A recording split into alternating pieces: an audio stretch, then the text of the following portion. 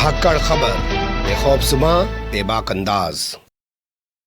धाकड़ खबर के न्यूज़ में आपके साथ हूं अकरम रईस खान। जैसे नॉर्थ इंडिया में, जी हां, जैसे उत्तर भारत यानी हिंदी भाषी क्षेत्र में संस्कारी संगठन के लिए, संस्कारी पार्टी के लिए गाय माता बन जाती है, मम्मी बन जाती है। और जैसे ही ये लोग नॉर्थ ईस्ट यानी कि पूर्वोत्तर भारत की तरफ रुख करते हैं, दक्षिण भारत की तरफ रुख करते हैं, वैसे ही इनके लिए गाय यम्मी बन जाती है, यानी कि वहां मारने काटने खाने पर कोई रोक ये संस्कारी नहीं लगाते हैं। बल्कि गोवा का पूर्व मुख्यमंत्री तो आपको याद ही होगा, मनोहर पर्रिकर, जिन्होंने कहा था कि अपने यहाँ बीफ की कमी नहीं होने दूंगा, चाहे कर्नाटक से खूब माल लाना पड़े। किरण रिजिजू भी आपको याद होंगे, वर्तमान समय में भी मोदी सरकार में मंत्री हैं, कह चुके हैं कि मैं बीफ खाता हूं। यानी जैसे संस्कारियों के लिए हिंदी भाषी क्षेत्र में गाय माता बन जाती है और गैर हिंदी भाषी क्षेत्र में गाय माता नहीं बन जाती है, बीफ बन जाती है, खाने का सामान बन जाती है, लगता है वैसे ही अब CAA कानून भी बन गया है संस्कारियों के लिए।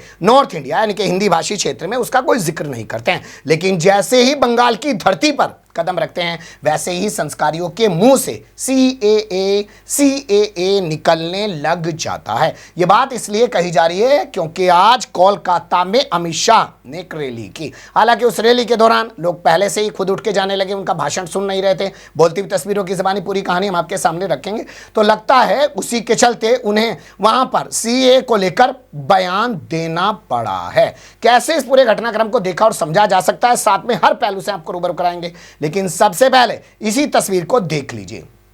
और मित्रों, भारतीय जनता पार्टी के लिए भी ये मैदान बहुत भाग्यशाली मैदान है। मैं इसी दिसंबर महीने में, नवंबर महीने में यहां पर आया था 2014 में, और यहां से बंगाल की जनता को, तृणमूल को हटाने का कॉल देने का काम मैंने किया था भारतीय जनता पार्टी के अध्यक्ष के रूप में। ये बड़ा ऐतिहासिक मैदान है। इसी मैदान में अमित शाह राष्ट्रीय अध्यक्ष के तौर पर 2014 में गए थे, इन्हीं दिनों में गए थे, और उसके बाद 2021 में 77 विधानसभा सीटें भारतीय जनता पार्टी वहां पर जीत गई है। वो ये बात बता रहे हैं, लेकिन लोग उनकी रैली से जा रहे हैं, मतलब रुक नहीं रहे हैं, लोग इस बात को सुन नहीं रहे हैं। तो शायद इस बात पर उन्हें इस तरीके का अंदाज दिखाने को मजबूर होना पड़ रहा है, या ये एक्टिंग करनी पड़ रही है। क्यों भाई, बंगाल वालों की आवाज को क्या हो गया है? 24 में मोदी जी को प्रधानमंत्री बनाना है या नहीं बनाना है? जोर से बोलिए, बनाना है या नहीं बनाना है? 26 में बंगाल में भाजपा सरकार बनानी है या नहीं बनानी है? तो ऐसी आवाज नहीं चलेगी। मेरे साथ दोनों हाथ उठाइए, उठाइए दोनों हाथ, विजय के संकल्प का मुट्ठी भींचिए और प्रचंड आवाज से बोलिए, भारत माता की, भारत माता की। बंगाल के लोगों, ऐसे आवाज मत निकालो, शानदार आवाज निकालो, क्योंकि आपके सामने देश के यशस्वी ओजस्वी गृह मंत्री अमित शाह यानी भोंपू मीडिया द्वारा चाणक्य की उपाधि दिए गए अमित शाह खड़े हुए हैं। अमित शाह लोगों को उकसाने के लिए या लोगों में जोश पैदा करने के लिए बदले की बात भी कर रहे हैं, वो भी सुन लीजिए। और यहां क्या हुआ? राजनीतिक हत्याएं, लगभग 212 भाजपा कार्यकर्ताओं की हत्या हुई। मैं दीदी को कहकर जाता हूं, हम भाजपा वाले हैं, हमारा कार्यकर्ता हमारा भाई से बढ़कर होता है, भाई से बढ़कर होता है। दीदी, भाजपा कार्यकर्ताओं की हत्या की है देश भर का, और पूरे बंगाल का एक एक कार्यकर्ता इसका बदला लेने के लिए तैयार है। आप मेरी बात याद रखना। 2026 में जब चुनाव होगा तब मालूम पड़ेगा कि किस प्रकार से राजनीतिक हत्या का वोट देकर बदला दिया जाता है। वाह, बदला लिया जाएगा, इतने कार्यकर्ता मार डाले हैं, छोड़ेंगे नहीं। लेकिन लास्ट में जाके लाइन में सुधार कर रहे हैं, किस तरीके से बदला लिया जाएगा, क्योंकि कल को सवाल खड़ा हो सकता था, मुकदमा दर्ज हो सकता था। तो कहने लगे कि चुनाव में बदला लिया जाएगा। लेकिन इसके आगे जाके वो बात करते हैं CAA को लेकर। भाई और बहनों, अवैध घुसपैठ चरम सीमा पर। आसाम की जनता ने भाजपा सरकार बना दी। आसाम की सरहदों से परिंदा भी पैर नहीं मार सकता। और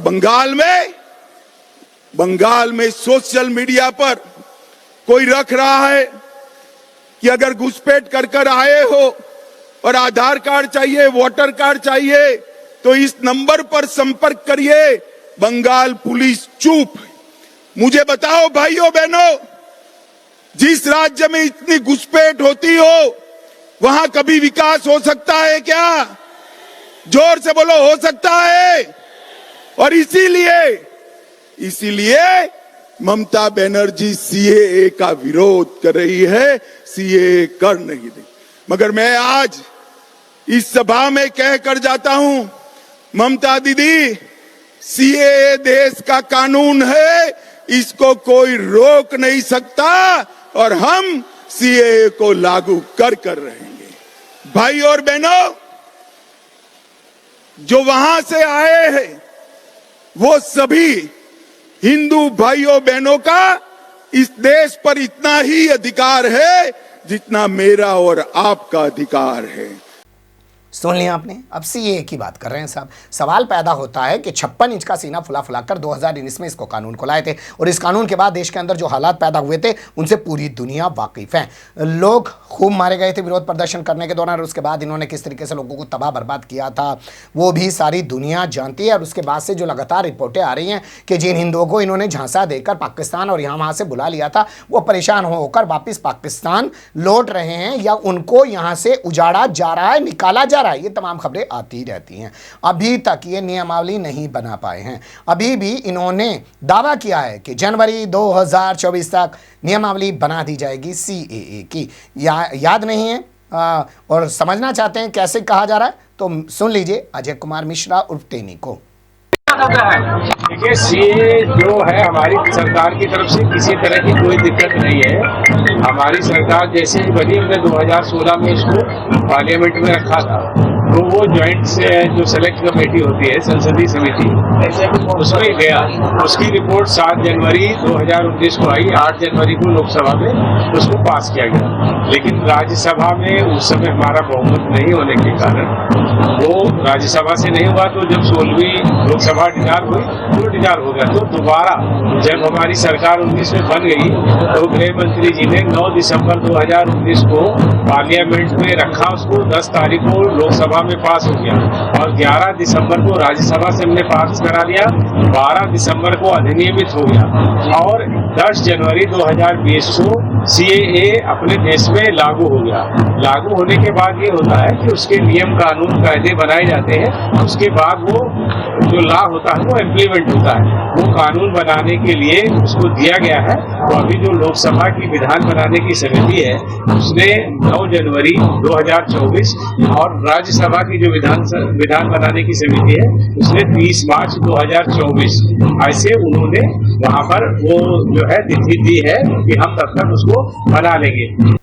सुन लिया आपने। बबुआ तो कहीं गायब है। 4 पत्रकारों और 4 किसानों और 1 पत्रकार की हत्या करने के बाद, याद होगा ना लखीमपुर खीरी कांड, इन्हीं के बेटे पर वो आरोप है। इन्होंने बयान दिया और बेटे ने जाकर 3 थार कारों से कुचलकर 4 किसानों और पत्रकार को मौत के घाट उतार डाला। सुप्रीम कोर्ट के आदेश पर उत्तर प्रदेश से एक तरीके से जिला वतनी की जिंदगी वो काट रहा है। कहां पर है कुछ पता नहीं है। और ये मंत्री बने बैठे हैं केंद्र में, वो भी अमित शाह के विभाग में, और कह रहे हैं कि साहब अब जनवरी में जो है नियमावली बनाई जाएगी। इससे पहले ये जिम्मेदारी दी जाती थी नित्यानंद राय को, जो बिहार से आते हैं और वो भी अमित शाह के साथ मंत्रालय में राज्य मंत्री का दर्जा संभालते हैं। लेकिन अब फिर से एक बार डेडलाइन बढ़वाई गई है अजय कुमार मिश्रा टैनी के जरिए। तो सवाल पैदा होता है, भैया यहाँ भी बात करो ना CAA की, और इतना सीना फुला के लाए थे तो आखिर इसे लागू क्यों नहीं कर पा रहे हो? आपको ये भी याद होगा ये कानून लाया गया था असम के लिए। वहाँ वहाँ पर जब एनआरसी हुई थी उसके बाद सीएए लाने की बात कही गई थी। वहाँ पर भी जो लोगों को नागरिकता दी जा रही है वो सीएए के तहत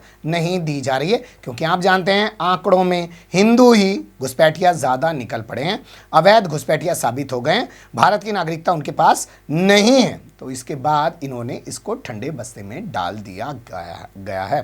फिलहाल बने रहिएगा धाकड़ खबर के साथ। अभी के लिए इतना ही। कमेंट्स के रूप में आप लोग अपनी राय दे सकते हैं, खबर को लाइक कर सकते हैं, चैनल को सब्सक्राइब कर सकते हैं और ज़्यादा से ज़्यादा हमारी खबरों को शेयर कर सकते हैं। फिर ऐसे ही किसी सुलगते हुए या उलझते मुद्दे लेकर मैं आपके सामने हूँगा हाजिर।